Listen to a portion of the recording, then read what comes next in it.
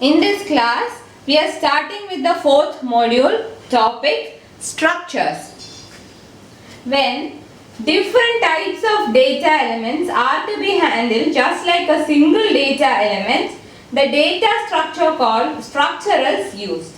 Structure is a group of variables of different types under one name. നമ്മൾ ഇതിനു മുമ്പ് arrays പഠിച്ചായിരുന്നു. Arrays എന്ന് പറഞ്ഞാൽ എന്താണ്? It is A homogeneous data structure having different data of the same type under one name. ഒരു പേരിൽ തന്നെ ഒരേ ഡേറ്റ ടൈപ്പ് ഉള്ള കുറെ ഡേറ്റ നമ്മൾ ഒന്നിച്ച് ഹാൻഡിൽ ചെയ്യാൻ വേണ്ടിയായിരുന്നു അറേസ് യൂസ് ചെയ്തുകൊണ്ടിരുന്നത്. വെറാസ് സ്ട്രക്ചേഴ്സ് എന്ന് പറയുന്നത് എന്താണെന്ന് വെച്ചാൽ നമുക്കിപ്പോൾ ഒന്നിലധികം ഡേറ്റ എലമെന്റ്സ് അതും ഒന്നിലധികം ടൈപ്പ്, അതായത് പല ഡേറ്റ ടൈപ്പ് ഉള്ള പല പല ഡേറ്റ എലമെന്റ്സിനെ നമുക്ക് ഒന്നിച്ച് ഹാൻഡിൽ ചെയ്യണമെന്നുണ്ടെങ്കിൽ, അതായത് ഒരു സിംഗിൾ ഡേറ്റ എലമെന്റ് പോലെ different data elements of different data type, പല പല ഡേറ്റ ടൈപ്പ് ഉള്ള പല പല ഡേറ്റ എലമെന്റ്സിനെ ഒരു സിംഗിൾ ഡേറ്റ പോലെ നമുക്ക് ഒന്നിച്ച് ഹാൻഡിൽ ചെയ്യണം എന്നുണ്ടെങ്കിൽ നമ്മൾ ഉപയോഗിക്കുന്ന ഡേറ്റ സ്ട്രക്ചറിനെയാണ് സ്ട്രക്ചർ എന്ന് വിളിക്കുന്നത്. So when different types of data elements are to be handle just like a single data element, അതായത് പല ഡേറ്റ ടൈപ്പിലെ എലമെന്റ്സിനെ നമുക്ക് സിംഗിൾ ഡേറ്റ എലമെന്റ് ആയിട്ട് ഹാൻഡിൽ ചെയ്യണം എന്നുണ്ടെങ്കിൽ, അങ്ങനെയുള്ള സമയത്ത് നമ്മൾ ഉപയോഗിക്കുന്ന ഡേറ്റ സ്ട്രക്ചറിന്റെ പേരാണ് structure. Structure is a group of variables of different types under one name. പല ഡേറ്റ ടൈപ്പ് ഉള്ള ഒരു ഗ്രൂപ്പ് ഓഫ് വേരിയബിൾസിനെ ഒരു നെയിമിൽ നമ്മൾ വിളിക്കുകയാണെങ്കിൽ അതിനെയാണ് സ്ട്രക്ചർ എന്ന് പറയുന്നത്. It is also called a conglomerate data type. അതിനെ കോൺഗ്ലോമറേറ്റ് ഡേറ്റ ടൈപ്പ് എന്നും പറയും. Here we can refer collectively to a set of data items that differ among themselves in type. ഇവിടെ നമ്മൾ എന്താണ് ചെയ്യുന്നത്? ഒരു സെറ്റ് ഓഫ് ഡേറ്റ എലമെന്റ്സിനെയാണ് നമ്മൾ refer ചെയ്യുന്നത്. ഈ ഡേറ്റ എലമെന്റ്സ് എന്ന് പറയുന്നത് ഡേറ്റ ടൈപ്പ് കൊണ്ട് അവര് വ്യത്യസ്തമായിരിക്കും. അതായത് നമ്മൾ ഈ ഡേറ്റ ഒന്നിച്ച് നമ്മൾ ഹാൻഡിൽ ചെയ്യുന്ന ഡേറ്റ എലമെന്റ്സിന്റെ എല്ലാം ഡേറ്റ ടൈപ്പ് വേറെ വേറെ ആയിരിക്കും. The individual data items are set to occupy fields within the structure. അപ്പോൾ ഒരു സ്ട്രക്ചറിൽ വരുന്ന ഇൻഡിവിജ്വൽ ഓരോ ഡേറ്റ എലമെന്റ്സും സ്ട്രക്ചറിനകത്തുള്ള ഫീൽഡ്സ് ഓക്യുപ്പൈ ചെയ്യുമെന്നാണ് പറയുന്നത്. The structure may contain fields of different data types as well as arrays, pointers or other structure. അപ്പോൾ ഒരു സ്ട്രക്ചറിൽ എന്തെല്ലാം ആവാം? പല ഡേറ്റ ടൈപ്പ് ഉള്ള ഫീൽഡ്സ് ആവാം, അതിന് കൂടെ അതിനകത്ത് അറേസ് ആകാം, പോയിന്റേഴ്സ് ആകാം, അല്ലെങ്കിൽ വേറെ സ്ട്രക്ചേഴ്സും ആവാം. Individual elements within the structure are called members. ഒരു സ്ട്രക്ചറിന്റെ അകത്ത് വരുന്ന ഇൻഡിവിജ്വൽ എലമെന്റ്സിനെ മെമ്പേഴ്സ് എന്ന് വിളിക്കും. സോ സ്ട്രക്ചേഴ്സ് എന്ന് പറഞ്ഞാൽ എന്താണ് ഒന്നും കൂടെ നോക്കാം. Structures means when different types of data elements are to be handled like a single data element, data structure called structure is used.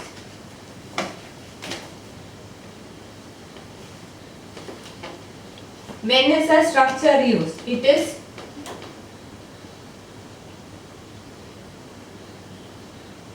used when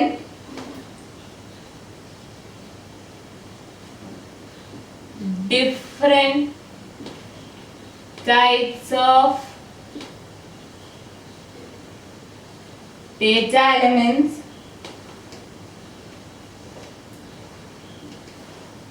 are to be handled just like a single data element.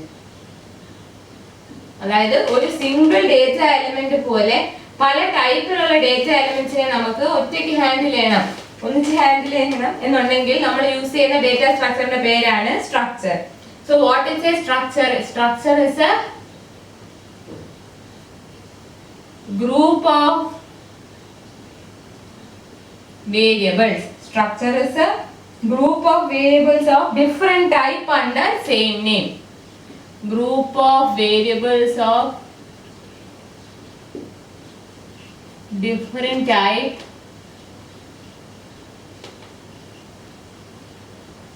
under same name. ഒരു പേരില് ഒരൊറ്റ പേരില് പല data type ഉള്ള ഒരു group of variable, അതിനെയാണ് structure എന്ന് പറയുന്നത്. സ്ട്രക്ചറിനെ നമ്മൾ വേറൊരു പേര് പറയും, എന്താണ്? Structure is also called conglomerate data type. A structure is also called conglomerate. സ്ട്രക്ചറിനെ conglomerate data type എന്ന് പറയും. Here we refer collectively to a set of data items that differ themselves in type. Conglomerate data type എന്ന് പറയാൻ കാരണം നമ്മൾ ഇവിടെ എന്താണ്, ഒരു set of data ഐറ്റംസിനെയാണ് refer ചെയ്യുന്നത്. ആ ഡേറ്റ ഐറ്റംസിന്റെ പെക്യൂലിയാരിറ്റി അല്ലെങ്കിൽ ക്യാരക്ടറിസ്റ്റിക്സ് എന്താണ്, നമ്മൾ റെഫർ ചെയ്യുന്ന ഗ്രൂപ്പ് ഓഫ് ഡേറ്റ ഐറ്റംസിന്റെ പ്രത്യേകത എന്താണെന്ന് വെച്ചാൽ ഓരോ ഡേറ്റ എലമെന്റ്സിനും വേറെ വേറെ ഡേറ്റ ടൈപ്പ് ആയിരിക്കും. Structure may contain fields of different data types as well as arrays, pointers or other structures. So structures ഇതിനകത്ത് എന്തെല്ലാം ഉൾപ്പെടാം? Structures may contain different data types, contain fields of different data types. അതായത് ഒരു സ്ട്രക്ചറിനകത്ത് പല data types വരുന്ന fields ആവാം, പിന്നെ എന്താവാം? arrays,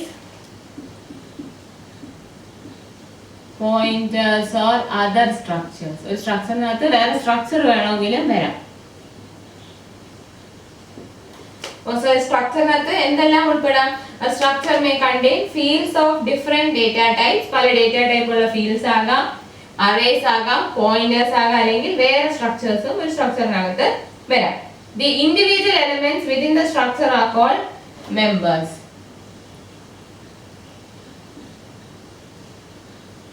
Individual elements within structure. സ്ട്രക്ചറിനകത്ത് വരുന്ന ഇൻഡിവിജ്വൽ എലമെന്റ്സിനെ വിളിക്കുന്ന പേരാണ് മെമ്പേഴ്സ്. ഇത്രയും കാര്യങ്ങളാണ് ബേസിക്കലി സ്ട്രക്ചറിനെ കുറിച്ച് അറിഞ്ഞിരിക്കേണ്ടത് ഒരു കോൺസെപ്റ്റ് കിട്ടാൻ വേണ്ടി. അതായത് നമ്മളിപ്പം അറേയിൽ എന്ന് പറഞ്ഞാൽ we are handling a group of data items of the same type. On the contrary, in case of structures, we handle a group of data items of different types. അതാണ് അതിന്റെ വ്യത്യാസം. ഇവിടെ നമ്മൾ അറേയിൽ എന്ന പോലെ ഒരു ഗ്രൂപ്പ് ഓഫ് ഡേറ്റ ഐറ്റംസ് ആണ് ഇവിടെ നമ്മൾ ഹാൻഡിൽ ചെയ്യുന്നത്. പക്ഷെ ഇവിടെ നമ്മൾ ഹാൻഡിൽ ചെയ്യുമ്പോൾ ഈ ഹാൻഡിൽ ചെയ്യുന്ന ഗ്രൂപ്പ് ഓഫ് ഡേറ്റ ഐറ്റംസ് എല്ലാം വേറെ വേറെ ഡേറ്റ ടൈപ്പ് ആയിരിക്കും. അപ്പൊ അതിനെ നമുക്ക് ഒരു സിംഗിൾ ഡേറ്റ എലമെന്റ് പോലെ ഹാൻഡിൽ ചെയ്യണം. ഫോർ എക്സാമ്പിൾ, ഒരു സ്റ്റുഡന്റിന്റെ ഡേറ്റ ആണ്. ഒരു സ്റ്റുഡന്റിന്റെ ഡേറ്റ എന്ന് പറയുമ്പോൾ ആ കുട്ടിയുടെ പേര് കാണും, ആ കുട്ടി ഡേറ്റ് ഓഫ് ബർത്ത് കാണും, ഇയർ ഓഫ് അഡ്മിഷൻ കാണും, റോൾ നമ്പർ കാണും, ആ കുട്ടിയുടെ സെക്സ് കാണും. അപ്പൊ അങ്ങനെയുള്ള ഡേറ്റ, അപ്പൊ ഈ പറയുന്ന ഡേറ്റ എല്ലാം പല ഡേറ്റ ടൈപ്പാണ്. അതിനെല്ലാം നമുക്ക് ഒന്നിച്ച് ഹാൻഡിൽ ചെയ്യണമെന്നുണ്ടെങ്കിൽ, ഒറ്റ പേരിൽ ഹാൻഡിൽ ചെയ്യണമെന്നുണ്ടെങ്കിൽ നമുക്ക് സ്ട്രക്ചർ എന്നുള്ള ഡേറ്റ സ്ട്രക്ചർ യൂസ് ചെയ്യാം. So when different types of data elements are to be handled just like a single data element, we use the data structure known as structure. Structure refers to a group of variables of different type under same name, and individual elements within structure is known as members, and structure can contain or it may contain fields of different data types, arrays, pointers or even other structures.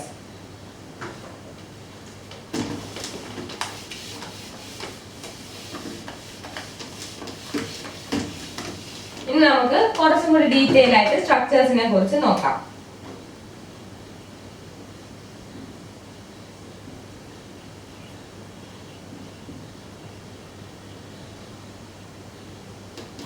Defining structures. How do you define a structure? The easiest way to define a structure is to include definition just like variable declaration. So ഏറ്റവും എളുപ്പം നമുക്ക് എങ്ങനെ define ചെയ്യാം? Easiest way means just like variable declaration. Easiest way എന്ന് പറയുന്നത് like variable variable declaration പോലെ define ചെയ്യുന്നതാണ് സ്ട്രക്ചറിനെ define ചെയ്യുന്ന ഏറ്റവും എളുപ്പമുള്ള മെത്തേഡ്. അതിന്റെ ഫോം എങ്ങനെയാണെന്ന് നോക്കാം.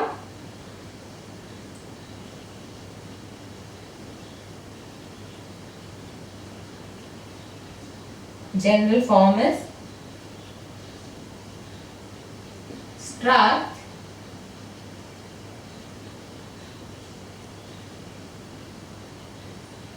member 1 member 2 etc. ക്ലോസ് ചെയ്തിട്ട്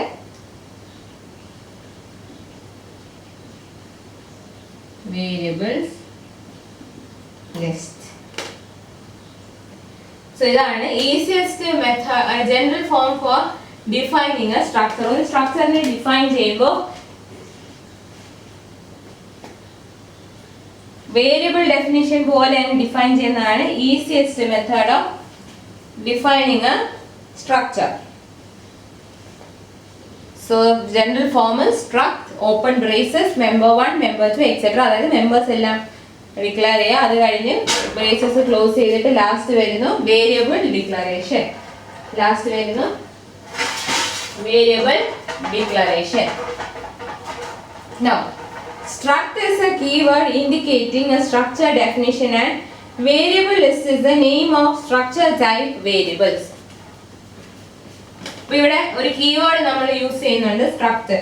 ആ കീവേഡ് യൂസ് ചെയ്യുമ്പോഴാണ് സ്ട്രക്ചർ ഇൻഡിക്കേറ്റിംഗ് സ്ട്രക്ചർ ഡെഫിനിഷൻ. അപ്പോൾ സ്ട്രക്ചറിന്റെ ഡെഫിനിഷനെ ഇൻഡിക്കേറ്റ് ചെയ്യുന്ന കീവേഡ് ആണ് struct. Struct is a keyword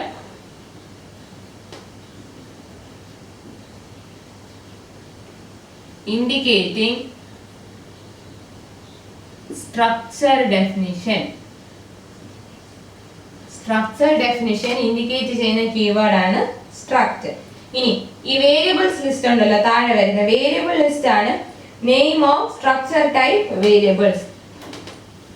it is the name of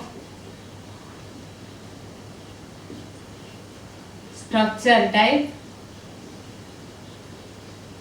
ഈ സ്ട്രക്ചർ ടൈപ്പ് വേരിയബിൾസിന്റെ പേരാണ് ഈ വേരിയബിൾ ലിസ്റ്റിൽ വരുന്നത്. Individual fields are declared inside the braces separated by a semicolon. അപ്പോൾ ഈ മെമ്പർ എന്ന് പറയുന്നതാണ് individual fields.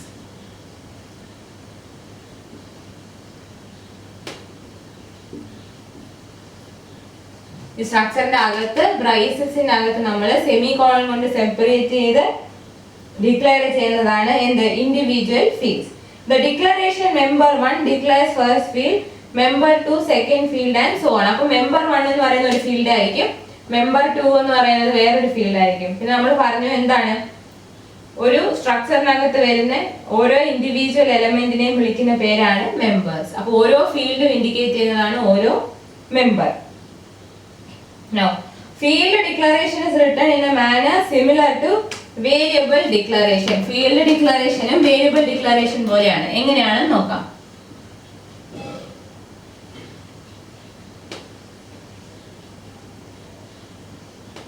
Field declaration is like data type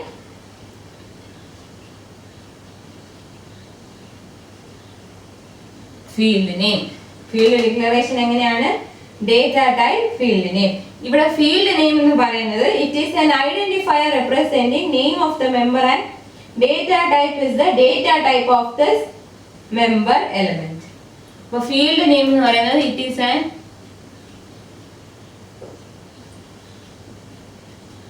identifier representing name of member. Identifier for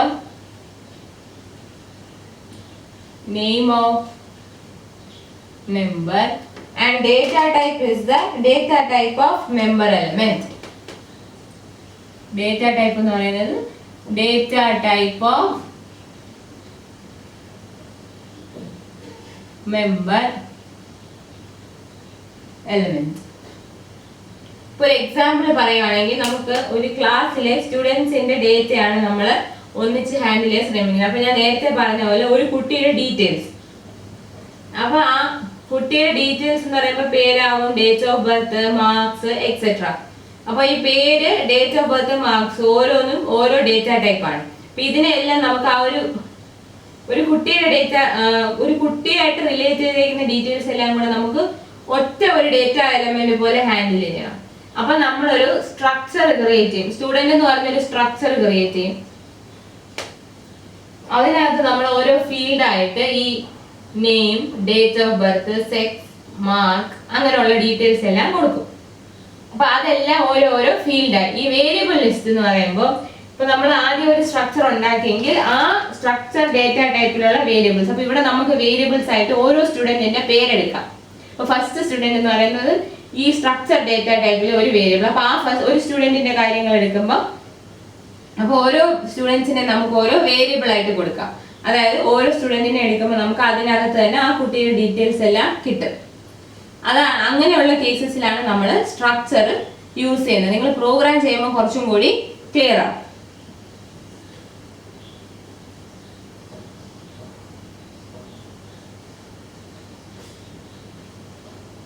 ഇനി നമ്മൾ ഫംഗ്ഷന്റെ കേസിൽ ഫംഗ്ഷൻ ഡിക്ലറേഷനും ഫംഗ്ഷൻ ഡെഫിനിഷനും ഉണ്ടായിരുന്നു. പക്ഷെ ഇവിടെ എന്ന് പറയുമ്പോൾ സ്ട്രക്ചർ ഡിക്ലറേഷനും സ്ട്രക്ചർ ഡെഫിനിഷനും രണ്ട് രീതിയിലും പറയും, പക്ഷെ രണ്ടും സെയിം ആണ്. നമുക്ക് ഇതിന്റെ ഒരു എക്സാമ്പിൾ നോക്കാം.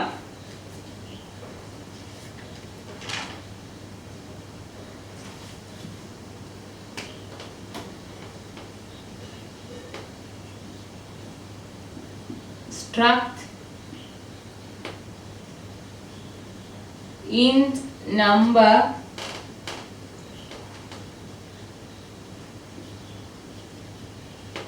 char title of 30. ആദ്യം ഒരു ഇന്റിജർ ഫീൽഡ് ആണ്. നമ്മൾ ആദ്യത്തെ ഫീൽഡ് എന്ന് പറയുന്നത് ഇന്റിജർ ടൈപ്പ്. സെക്കൻഡ് ഫീൽഡ് എന്ന് പറയുന്നത് ക്യാരക്ടർ അറേ.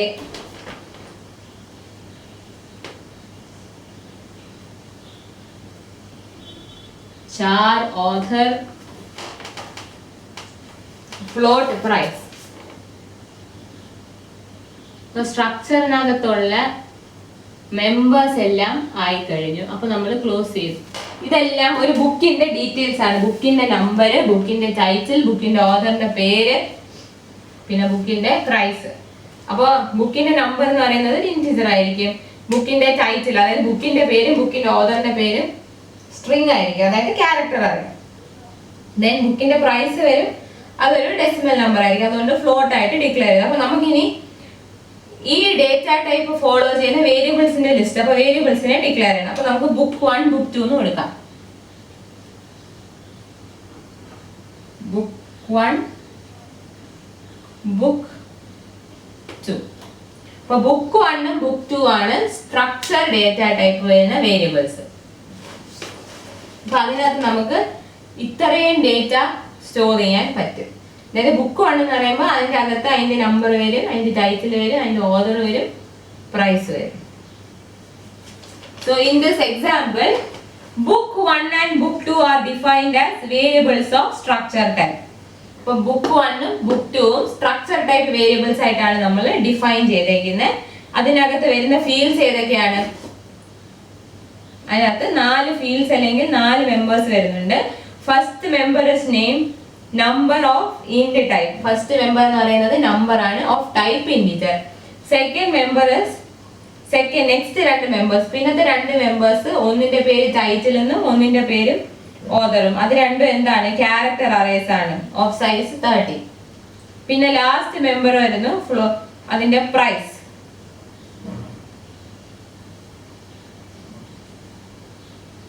അതിന്റെ പേര്, ലാസ്റ്റ് മെമ്പറിന്റെ പേരാണ് പ്രൈസ്. അതിനകത്ത് ഫ്ലോട്ടിംഗ് പോയിന്റ് നമ്പർ നമുക്ക് ഹോൾഡ് ചെയ്യാൻ പറ്റും. Now, another method of declaring structure type variables is by splitting the complete structure declaration into 2 sections. At first, a new data type is declared of the structure type. Then variables of this type can be declared elsewhere in the program. അതായത് ഇനി ഇതിന് വേറൊരു method ഉണ്ട്. ഇത് ഒരു first method of declaration. Second method of declaration എന്ന് പറഞ്ഞാൽ by splitting the structure declaration into 2 sections.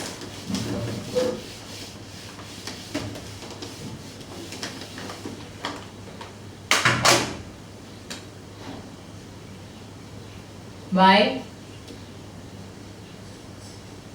splitting into two sections. രണ്ട് sections ആയിട്ട് split ചെയ്ത് declare ചെയ്യാം. So അതിനകത്ത് at first a new data type is declared of structure type. New data type of structure type is declared. അപ്പോൾ ഒരു structure data type വരുന്ന ഒരു data type നെ ആദ്യം declare ചെയ്യും. അത് കഴിഞ്ഞിട്ട് variables of the data type can be declared elsewhere.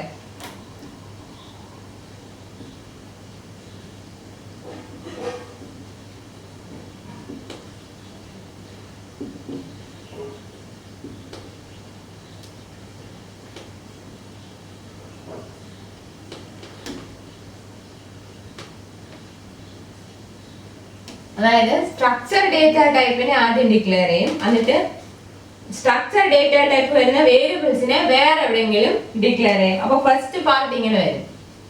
അപ്പൊ ഫസ്റ്റ് പാർട്ട് എങ്ങനെ വരും നോക്കാം. ഇതിന്റെ ഫസ്റ്റ് പാർട്ട് എങ്ങനെ വരും എന്ന് വെച്ചാൽ struct tag name, ഇനി അതിന്റെ അകത്ത് member 1, member 2, etc. So അതിന്റെ ഫസ്റ്റ് പാർട്ട് ഇങ്ങനെ വരും. Here tag name is the name of structure data type declared. It is the name of structure data type declared. പിന്നെ അതിനകത്ത് വരുന്നു അതിന്റെ members or fields. This definition defines only a template to represent information to be stored in the fields. No memory allocations are reserved. നമ്മൾ ഒരു structure data type define ചെയ്യുമ്പോൾ അതിന്റെ വേരിയബിൾസും കൂടെ declare ചെയ്താൽ മാത്രമേ മെമ്മറി അലോക്കേറ്റ് ആവത്തുള്ളൂ. അതാണ് ഇതിന്റെ ഒരു പ്രത്യേകത. ഇതിനെ നമ്മൾ രണ്ട് സെക്ഷൻ ആയിട്ട് സ്പ്ലിറ്റ് ചെയ്താണ് ഡിഫൈൻ ചെയ്യുന്നത്. ഇവിടെ നമ്മൾ വേരിയബിൾസിനെ ഡിക്ലെയർ ചെയ്തിട്ടില്ല. എപ്പം നമ്മൾ സ്ട്രക്ചർ ഡേറ്റ ടൈപ്പിലെ വേരിയബിൾസിനെ ഡിക്ലെയർ ചെയ്യുമ്പോൾ അപ്പോൾ മാത്രമേ മെമ്മറി അലോക്കേഷൻസ് നടക്കൂ. The variables are to be declared further using other part of the declaration. അപ്പം ഇതിന്റെ സെക്കൻഡ് പാർട്ട് എങ്ങനെ വരും? സെക്കൻഡ് പാർട്ടിലാണ് വേരിയബിൾ ഡിക്ലറേഷൻ വരുന്നത്. അവിടെ എങ്ങനെ വരും? struct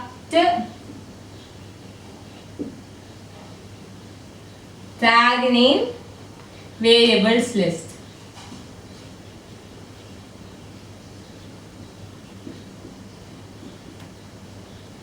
So ഈ കേസിൽ no memory allocation.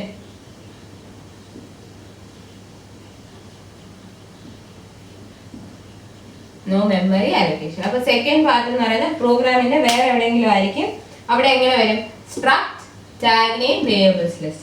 struct tag name variables list. അപ്പോൾ ഇതിനെ ബേസ് ഈ സ്റ്റേറ്റ്മെന്റിനെ base ചെയ്തായിരിക്കും memory locations for declared variables will be reserved in the memory. അപ്പോൾ ഇത് കഴിയുമ്പോൾ memory allocation നടക്കും.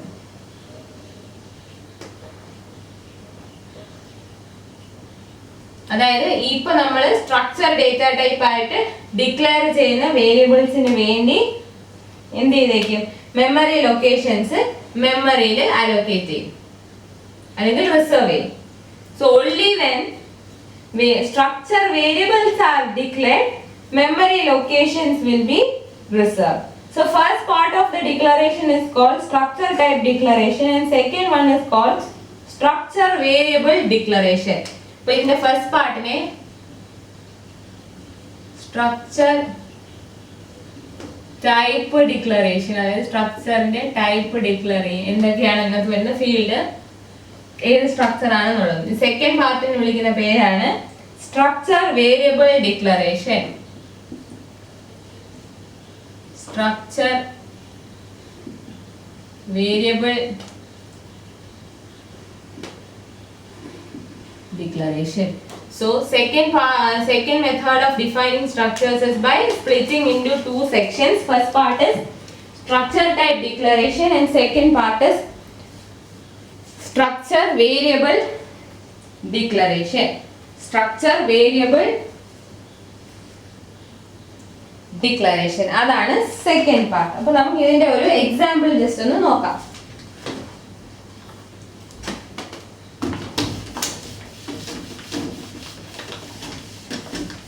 എങ്ങനെ വരുമെന്ന് നോക്കാം.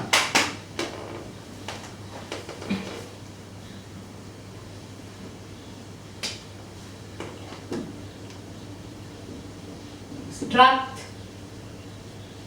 books int number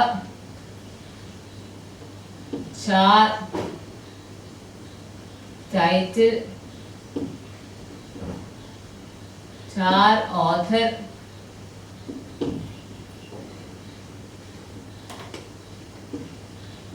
float price. ഇത്രയും ഒരു പാർട്ട്. നെക്സ്റ്റ് പാർട്ട് എങ്ങനെ വരും? അത് വേറെ എവിടെയെങ്കിലും struct books book 1 book 2.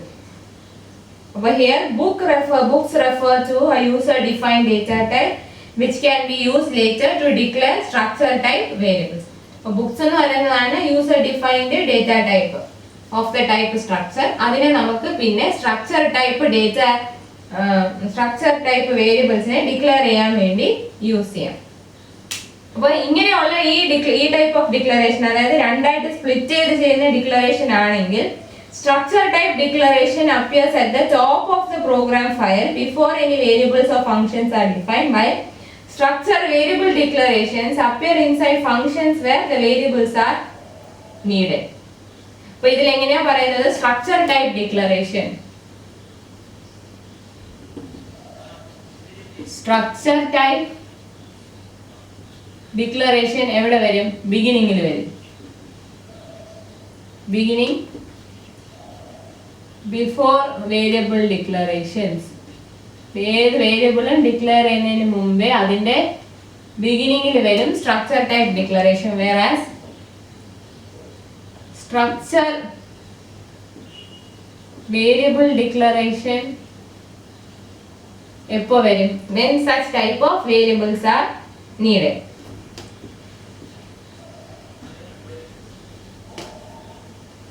അതായത് സ്ട്രക്ചർ ടൈപ്പ് വേരിയബിൾസ് എപ്പോഴാണോ വേണ്ടത് അപ്പോഴായിരിക്കും സ്ട്രക്ചർ വേരിയബിൾ ഡിക്ലറേഷൻ ചെയ്യുന്നത്. അത് ഫംഗ്ഷനിലേക്ക് ഏതെങ്കിലും ഒരു ഫംഗ്ഷനിലായിരിക്കും അതിന്റെ ആവശ്യം വരുന്നെങ്കിൽ അങ്ങനെ. Once structure type declaration is made on global basis, other functions can also make use of structure type declaration. അപ്പോൾ നമ്മൾ ഏറ്റവും മുകളിലാണ് സ്ട്രക്ചർ ടൈപ്പ് ഡിക്ലറേഷൻ ചെയ്യുന്നെങ്കിൽ ഏത് ഫംഗ്ഷന് വേണമെങ്കിലും സ്ട്രക്ചർ ടൈപ്പ് വേരിയബിൾസിനെ യൂസ് ചെയ്യാൻ പറ്റും. അതായത് ഈ സ്ട്രക്ചർ ടൈപ്പ് ഡിക്ലറേഷൻ നമ്മൾ പ്രോഗ്രാമിങ്ങിന്റെ ബിഗിനിങ്ങിൽ എവിടെയെങ്കിലും ആണ് ചെയ്യുന്നതെങ്കിൽ, അതായത് വേറെ ഏതെങ്കിലും വേരിയബിൾസ് ഒക്കെ ഡിക്ലെയർ ചെയ്യുന്നതിന് മുമ്പ്